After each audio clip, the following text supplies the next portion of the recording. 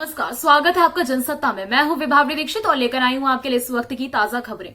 Income tax return file करने की अंतिम तारीख नहीं बढ़ेगी। इसका ऐलान खुद वित्त मंत्री निर्मला सीतारमण ने किया है। अंतिम तारीख नहीं बढ़ाने के ऐलान के बाद से हड़कंप मच गया है। सिर्फ एक दिन में 20 लाख रिटर्न भरे गए हैं। केंद्रीय वित्त मंत्री निर्मला सीतारमण ने कहा कि आयकर रिटर्न दाखिल करने की अंतिम तिथि को नहीं बढ़ाया जाएगा। करदाताओं को ध्यान देने के लिए आईटीआर दाखिल करने की नियत तारीख 31 दिसंबर 2021 रहेगी। इसी को लेकर राजस्व सचिव तरुण बजाज ने शुक्रवार को कहा कि आयकर रिटर्न दाखिल करने की आधिकारिक समय सीमा 31 दिसंबर है। उन्होंने कहा कि अब तक दाखिल किए गए रिटर्न पिछले साल दाखिल किए गए रिटर्न की तुलना में ज्यादा हैं। शुक्रवार तक अब तक 5 करोड़ 62 लाख आईटीआर दाखिल किए जा चुके हैं। शुक्रवार को 20 लाख रिटर्न दाखिल किए गए। इसमें से 3 लाख आईटीआर आखिरी घंटे में दाखिल किए गए हैं। इसी बीच जिन करदाताओं ने वित्तीय वर्ष 2019-20 के लिए अपनी आईटीआर को ई सत्यापित नहीं किया है, वो 28 फरवरी 2022 तक सत्यापन प्रक्रिया को पूरा कर सकते हैं, क्योंकि आयकर विभाग ने करदाताओं को एक मुश्त छूट दे रखी है। असम सरकार ने 15 से 18 वर्ष आयु समूह के सभी किशोरों को इस श्रेणी के लिए 3 जनवरी से राष्ट्रीय टीकाकरण अभियान शुरू होने पर 7 दिनों के भीतर कोवैक्सीन की पहली खुराक देने का लक्ष्य रखा है। राज्य के स्वास्थ्य मंत्री केशव महंत ने ये जानकारी दी। राज्य प्रशासन का लक्ष्य मध्य फरवरी तक सभी छात्रों का पूर्ण टीकाकरण करने का है। फरवरी के अंत से उनकी वार्षिक एवं बोर्ड परीक्षाएं शुरू होने से पहले इसे पूरा करने का लक्ष्य रखा गया है।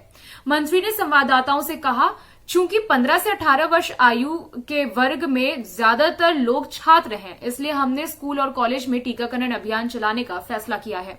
हमने सभी लाभार्थियों को 3 जनवरी से 7 दिनों के भीतर पहली खुराक देने का लक्ष्य रखा है।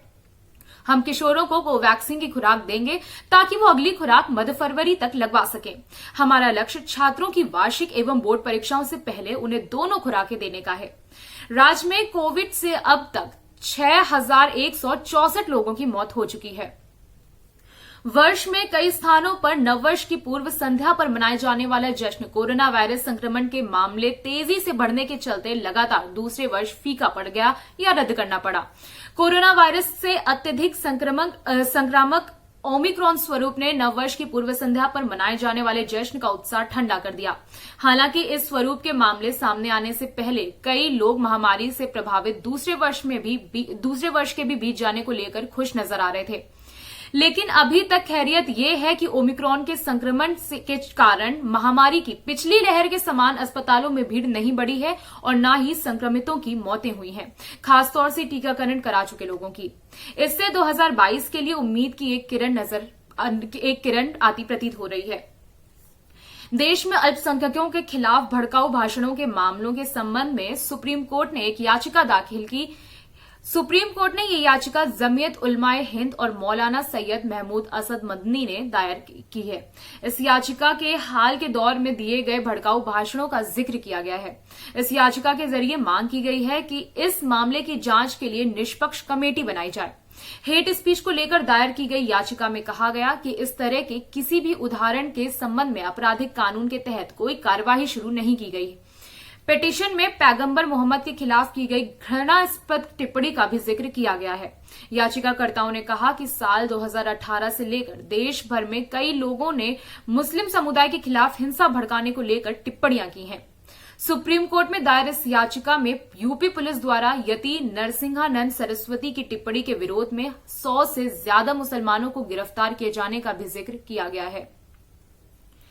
इस साल जम्मू कश्मीर पुलिस और सुरक्षा बलों द्वारा केंद्र शासित प्रदेश में 100 सफल आतंकवाद विरोधी अभियानों में 44 शीर्ष आतंकवादियों और 20 विदेशियों समेत कुल 182 आतंकवादियों का सफाया कर दिया गया।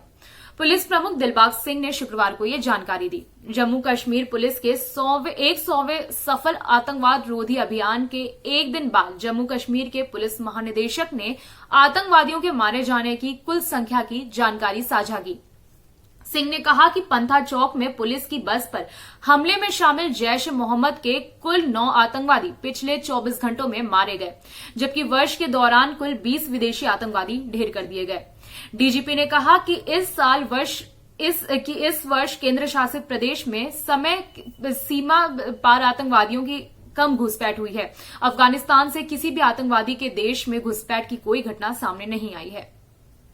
इंग्लैंड के कैप्टन जो रूट, न्यूजीलैंड के कप्तान केन विलियमसन और पाकिस्तान के शाहीन शाह अफरीदी और मोहम्मद रिजवान को विभिन्न प्रारूपों में शानदार प्रदर्शन के कारण आईसीसी वर्ष के सर्वश्रेष्ठ पुरुष क्रिकेटर के पुरस्कार के लिए नामांकित किया गया है। यह पुरस्कार 2021 में अंतर्राष्ट्रीय क्रिकेट के तीनों प्रारूपों में सर्वश्रेष्ठ प्रदर्शन करने वाले क्रिकेटर को दिया जाएगा। गैरी सोबर्स ट्रॉफी के विजेता की घोषणा 24 जनवरी को की जाएगी। अभी के लिए बस इतना ही। बाकी देश दुनिया से जुड़ी खबरों के लिए बने रहिए जनसत्ता के साथ। धन्यवाद।